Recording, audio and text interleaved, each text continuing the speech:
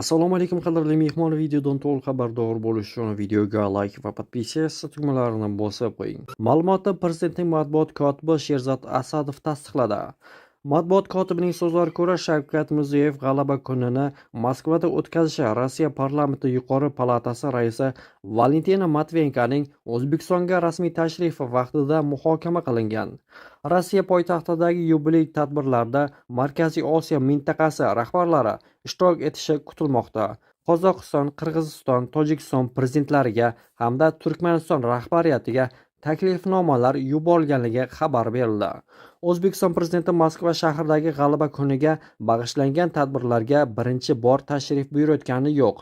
Avvalgi yillarda prezident shunday tashrif vaqtida O'zbekistonning Moskvadagi konsulligiga ham borgan. Biroq migratsiya va Rossiyadagi o'zbek migrantlarining huquqiy holati bunday tashriflar davomida muhokama qilinmaydi. Bu yilgi yubiley tadbirlari Moskvada keng ko'lamda o'tkazilib, rekord darajada xorijlik delegatsiyalar kelishi kutilmoqda.